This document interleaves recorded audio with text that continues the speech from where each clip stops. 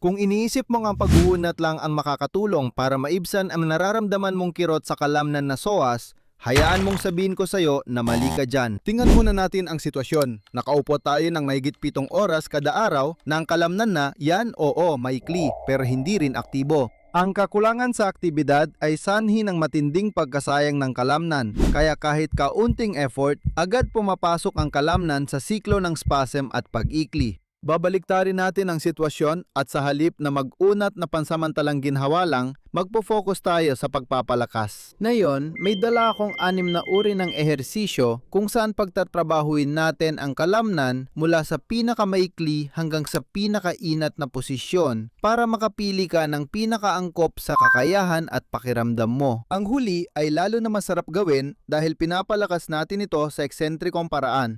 Walang partikular na kailangan para gawin ang mga ehersisyong ito. Isang upuan, isang banda elastika para sa isa sa mga variant, isang sofa o kama.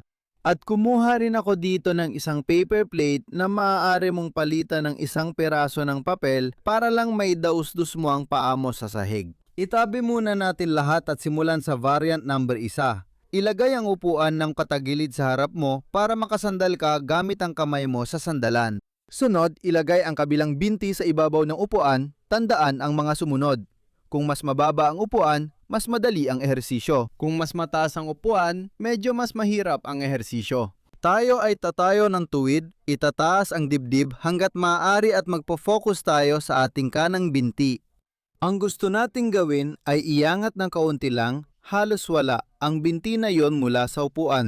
Kaya magpo-focus tayo, iangat ng kaunti, 2, 3, 4, 5 at magpapahinga. Kita mo, maliit lang ang galaw pero malakas ang epekto.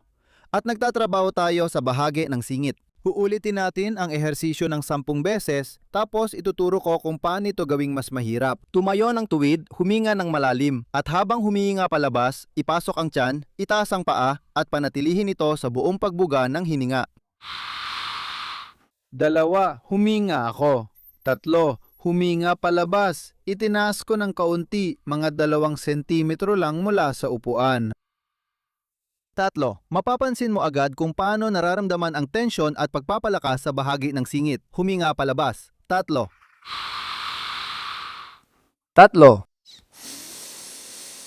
Tuwid ang likod, higpitan ang tiyan, itaas ang binti, huminga palabas.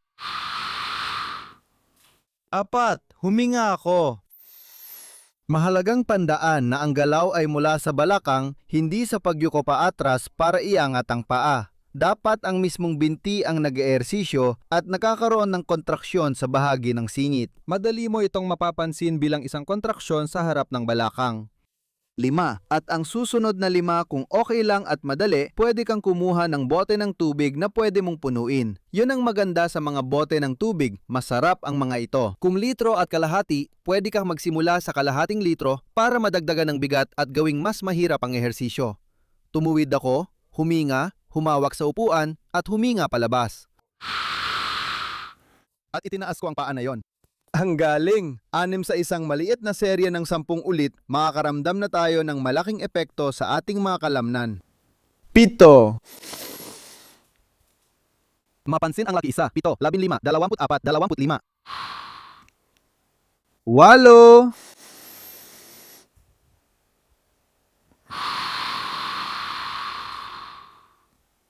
9, isang huling ulit.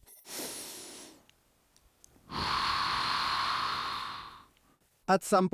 Perpekto! Ibaba natin ang paa, huminga tayo, maglakad ng kaunti, at isulat kung ano ang naramdaman natin. Madali? Mahirap? May sakit ba? Ngayon, lilipat tayo sa pangalawang bersyon at tataasan ang antas nito sa pamamagitan ng pagdagdag ng binamis mo. Kung ang unang ehersisyo ay para sa maikling psoas, ngayon ay magdadagdag tayo ng mas malawak na galaw. Kumuha ng bote, libro, o maliit na bagay na pwedeng gamitin panghamon sa sarili. Para komportable, iniimbitahan kitang umupo sa sahig at sandalan ang likod sa pader. Pwede mo rin itong gawin ng di sumasandal, pero mas mahirap ito sa ibabang likod. Ang kanang binti naman ang pagtutuunan natin. Sa bersyong ito, ibabaluktot ko ang kaliwang binti at iiwan kong nakalapat ng buo ang kanang binti. Ehersisyo ito ng pagbaluktot ng balakang at pangunat ng tuhod, kaya mararamdaman mo rin sa quadriceps. Mula rito, gagawin natin ang mga susunod. Hilahin ang dulo ng paa mo palapit sa'yo. Iangat ang binti ng ilang sentimetro mula sa sahig at panatilihin. Bilang 1 hanggang 5, ibaba na. Normal lang kung nanginginig ang mga kalamnan at hirap panatilihin ng 5 segundo. Normal lang ang panginginig, senyales ito ng pagod at pagtatrabaho ng kalamnan. Kung hindi mo kaya ng 5 segundo, pwede mo itong gawing 3, 2, o kahit 1 segundo. Magtratrabaho tayo ng 10 beses. Pupuwesto ako ng bahagyang patagilid. Tara, gawin na natin. Itataas ko. 1, 2, 3, 4, 5 at magpapahinga. Kung nahihirapan ka, ilayo ng konti ang puwitan sa pader para mas maunat ang kalamnan. Huminga pababa tapos bitawan. 2.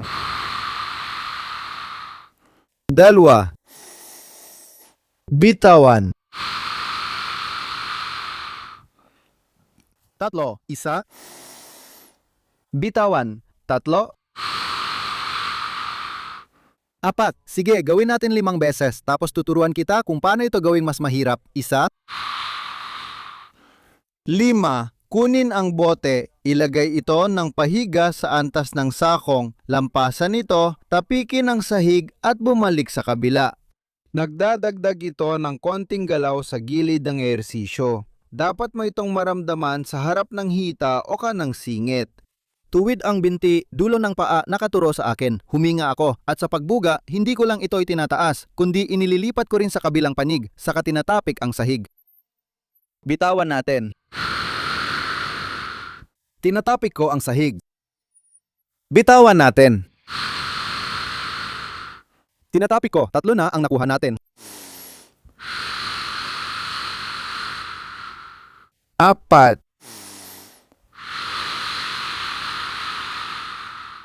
At 5, may mas mataas pang antas para sa mas matatapang. Tingnan ko kung magagawa ko ito kahit pakiramdam ko hindi ko kakayanin. Itinayo natin ang bote ng patayo. Ngayon, mas malawak na ang saklaw ng galaw, mas mahirap na pero halos pareho pa rin. Itataas natin ang paa, dadaan at saka ibababa. Halata namang nandadaya tayo kasi mas madali kapag malayo ang balakang sa pader. Ulitin ko pa ng 3 beses para makita mo. Hihinga tayo ng malalim sa baba. Bitawan natin. Palitan natin. Magandang pagigting ng psoas. Huminga tayo, mas maraming galaw, mas malawak, palitan natin. 1 pa. Bitawan natin. At suportahan natin. Magpahinga tayo. Isusulat natin ang naramdaman mo sa pangalawang varianteng ito. Mas mahirap ba? Mas madali? Mas maganda o hindi ang pakiramdam? Tapos, lilipat na tayo sa varianteng numero 3. Sa ikatlong varianteng ito, gagawin natin ng ehersisyo alinman sa sahig o sa kama. Mahalagang kumuha ng kahit ano na pwedeng sandalan ng ulo, gaya ng unan o bote ng tubig. Sa varianteng ito, pinapataas natin ang hirap at pinalalawak ang galaw para mas magtrabaho ang psoas sa ibang saklaw ng galaw. Hihiga tayo ng nakatihaya, ipapatong ang ulo sa iyong paboritong unan. Ilalapit natin ang kaliwang binti na siya ang binting hindi natin pagtatrabahuhin hanggat maaari sa kaliwang balikat. Tumutulong ito mapanatili ang posisyon ng ibabang likod at maiwasan ang sakit o panganib. At pagkatapos ay iunat natin ang binti. Iunat ng buo ang binti, mararamdaman natin ang pagtrabaho ng ating quadriceps. Normal lang ito, pero dapat mo ring maramdaman ito sa may singit at sa psoas. Kung sumasakit ang iyong ibabang likod habang ginagawa ito, maaari mong irolyo ang tuwalya ng ilang ulit at ilagay ito dito mismo sa may ibabang likod para suportahan ang iyong gulugod. Itutok ang paa sa akin, huminga, at habang naglalabas ng hangin, itaas ang binti hanggang 45 degrees. Panatilihin habang naglalabas ng hangin, tapos dahan-dahang ibaba para magtrabaho rin ang hita sa eccentric na paraan. Huminga tayo sa ibaba, ilabas ang hangin at itaas. 2. Huminga ako, dumikit ang sakong sa sahig at pagkatapos ay itinaas natin. 3. Pwedeng makarinig ng kalusko sa balakang o ibabang likod. Huwag kang mag-alala kung wala namang kasamang sakit.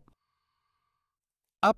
At ang totoo, mabilis mapagod ang binti. Nakakamanga kung paano ang psoas ay isa sa mga pinaka-atrofyadong kalamnan.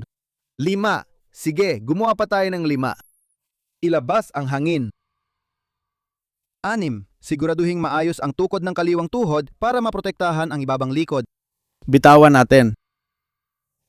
7. Tatlo pa. 8.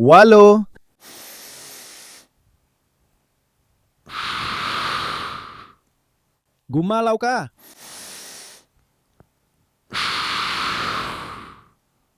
10. Dahan-dahan, may suporta sa ilalim, relax lang. Pwede kong ipatong ang mga paa at gawin ang paggalaw na pabalik-balik. Bagong hamon na mas malawak ang galaw. Isulat mo kung ano ang naramdaman mo, gaano kahirap, kung may sumakit, at tatayo ulit tayo gamit ang upuan para sa susunod na variant.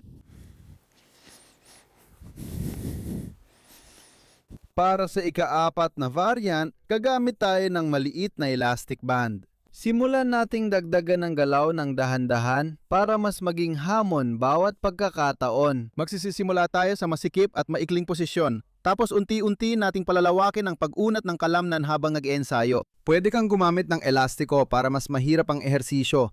Pero kung wala ka nito, ayos lang, magagawa mo pa rin ang ehersisyo. Tingnan mong mabuti, kukuha ako ng elastiko at gagawa ng simulasyon. Isang paikot-paikot para magkaroon ng kaunting tensyon ang elastikong banda. Ilalagay ko ito sa sahig at ipapatong ko ang kaliwang paa ko sa mga dulo, dito, para maipit ang elastikong banda sa sahig. Tingnan mo, nakapirmi na ito at may bilog na nakalapat sa sahig. Ipapasok ko rin ang isa ko pang paa. Ang sikip ng bilog ang magtatakda ng resistensya at bigat ng ehersisyo. Mas mahirap ang masikip at maliit na bilog kaysa sa mas maluwag o mas malaki. Mula rito, tingnan mong mabuti, tatayo tayo ng tuwid, dibdib ay nakataas, nakatingin sa harap, bahagyang yuyuko sa upuan, hihinga tayo ng malalim. At habang humihinga palabas, gusto kong itaas mo ang kanang binti. Iyon ang pinagtatrabahuhan natin. Napansin mo, di ba? Ang elastic band na yan ay nagbibigay ng resistensya at mas matinding pagtrabaho sa katawan. Ang psoas. Gagawin natin ng 10 ulit gamit ang kanang binti at pagkatapos ay pupunta tayo sa ika-5 variant. Tuwid ang katawan, taas dibdib, huminga ng malalim, saka ipasok ang tiyan habang humihinga palabas para higpitan ang abdomen at itaas. 1. Mahalaga sa ehersisyong ito na ipasok ng husto ang tiyan para maprotektahan ang ibabang likod at ma-isolate ang psoas. 2. Bitawan. 3. Kung kaya mong itaas ng mataas ang binti, ayos. Kung kaunti lang ang taas mo, hanggang dito lang, ayos din. Kung sobrang taas mo naman, ayos din. Panatilihing neutral ang ibabang likod, walang silbi ang mataas na pag-angat ng binti kung yuyuko at bibilog din ang likod. Panatilihing nakataas ang dibdib at neutral ang ibabang likod. Kapag umaangat at bumibilog na ang gulugod, mali na yon at ayaw natin ng ganon. Gusto natin na sa may balakang lang nakatuon ang trabaho. 4 na ang nagawa natin, gagawa pa tayo ng 6. Bitawan natin. 5. 2 at 6.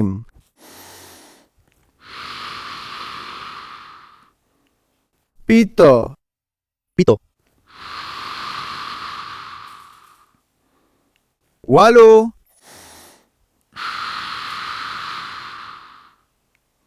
9. Isa pa.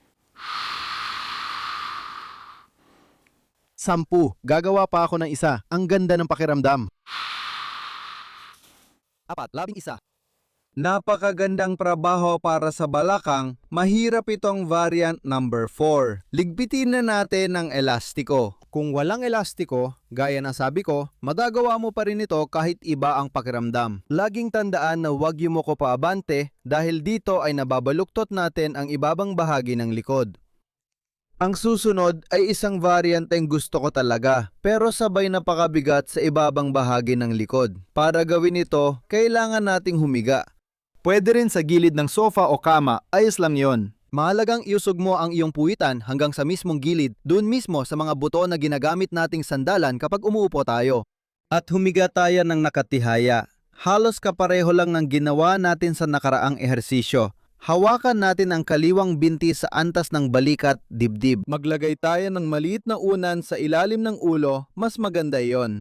At yunat natin ang kabilang binti pababa sa sahig. Sa ganitong paraan, gaya ng makikita mo, hindi na tayo magsisimula mula sa nakahigang posisyon na magkapantay ang balakang at paa. Sa halip, lalo pa nating pinapalayo at nililika ang posisyon ng pag-unat kahit sa sowas. Pero hindi ito ang layunin, ang gusto natin ay palakasin ito. Dito, hihinga tayo at gagawa ng buong galaw. Sa halip na itaas ng diretso ang binti, ilalapit natin ang tuhod sa kanang balikat. Pinapaaktibo natin ang psoas sa buong saklaw ng galaw nito. Dahan-dahang ibinababa ang binti hanggang sumayad. Huwag mong hayaang bumagsak ito dahil sa grabidad. Kung masakit ang ibabang likod mo, pwede kang magrolyo ng maliit na tuwalya. Ilagay ito sa antas ng mga bertebra sa pagitan ng gulugot at sofa. Kung masakit, hindi para sa iyo ang varianteng ito. At syempre, piliin mo rin ang ibang opsyon na nakita na natin. Gagawa tayo ng 10 pag-uulit ng sabay-sabay dahan-dahan para makita mo ng maayos. Tuwid ang binti. Nakapatong ang mga braso sa kaliwang tuhod. Huminga ako. Habang humihinga palabas, inilalapit ko ang kanang tuhod sa kanang balikat hanggat kaya. Malakas na kontraksyon ng psoas. 1. Malawak ang galaw ng kasukasuan. Sumasayad ang sakong at inilalapit ko ang tuhod sa dibdib. Pinakamalakas na kontraksyon. 2. Mararamdaman mo ito lalo na sa singit. Sa loob ng lukab na yon sa antas ng pelvis. 3. Kung hindi kaya ang 10 dahil mahirap, okay lang. Bawasan mo ng kaunti tapos dahan-dahan nating itaas ang tuhod. 4. Dahan-dahan nating ibinababa, hinahati-hati ang galaw. Hinahawakan natin sa taas. 5. Maaring marinig ang tunog ng kasukasuan parang paggalagutok.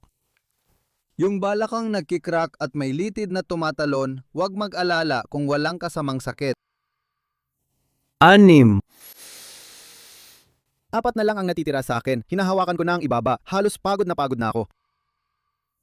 7. Hinahawakan natin. 8. Napakalawak. Hinahawakan natin. Hinahawakan natin. 9. 7. Bumababa tayo. Hinahawakan natin. 10. Kahangahangang trabaho ng psoas. Isang maliit na payo na ibibigay ko sa iyo, kung madalas lumagutok ang balakang mo, iniimbitahan kitang subukan ang iba't ibang panlabas na pag-ikot. Karaniwan, kapag inilalagay ang paa ng mas paloob, nakaturo ang dulo ng paa papaloob, mas kaunti ang kalabog ng balakang. Kapag inilalagay ito ng mas palabas, mas medyo kumakalabog. Kaya subukan mong hanapin ang pag-ikot ng balakang na mas kaunti ang tunog. Pero kahit paano, basta't walang sakit, wala kang dapat ipag-alala. Huminga ka, deserve mo yan. Napakahirap ng ginawa mo. Tatapusin natin sa huli na para sa akin ay siyang pinakamaganda sa lahat. Tatapusin natin sa paborito kong ehersisyo, ang slider o paatras na pagdulas, kung saan kakailanganin natin ng isang piraso ng papel o isang karton o plastik na plato. Para sa akin, ito ang pinakamagandang ehersisyo dahil natatangin nitong pinapagana ang kalamnan. Tandaan na nagsimula tayo sa posisyong masyadong maikli tapos lilipat sa mas natural na posisyon. Sa huli, dadalhin natin ang kalamnan sa pinakamalawak na pag-unat at kontraksyong eksentriko. Ibig sabihin, gumagana ang kalamnan habang iniinat.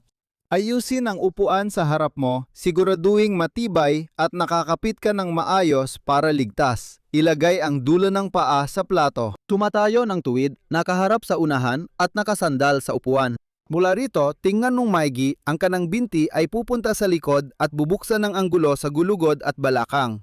Ini-stretch natin ang buong psoas habang pinapalakas din natin ito dahil pinipigilan natin ang paggalaw. Kapag nasa ibaba ka na at naabot mo ang hangganan mo, dahan-dahan kang aakyat pabalik sa konsentrikong yugto. Mas mahirap ito kaya kailangan ng malakas na kaliwang binti. Subukan mo! Hindi mo kailangang lumayo tulad ko. Sobra ko lang ginawa para makita mo. Sa totoo lang, kamangha-mangha ang pakiramdam. Pwede mo itong gawin sa mas maliit na saklaw para mas kampante ka. Dahil ang prioridad palagi ay magkaroon ng sapat na seguridad sa pag-ehersisyo. Gagawa tayo ng 10 pag-uulit ng sabay-sabay at sisikapin kong umabot pa ng mas malayo sa bawat isa. Hihinga ako. Dudulas ako paatras hanggang sa makakaya ko. Bitiwan natin. 1, Laging nakasuporta ang dulo. Huminga ako, hindi ako yumuko. Taas ang dibdib. Mga subtitle. Bitiwan natin! Pansinin mo kung paano lumalawak ang anggulo sa pagitan ng likod at binti ko. Ang ganda ng pakiramdam. Hindi ka panipaniwala. 3. Para sa akin, isa ito sa pinakamagandang ehersisyo para tapusin ang workout kung kaya mo. 4.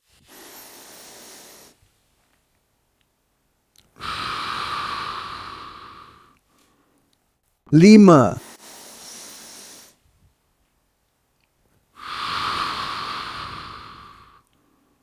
6.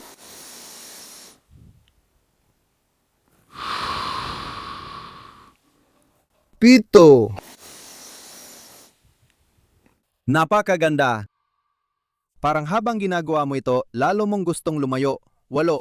Huling 2.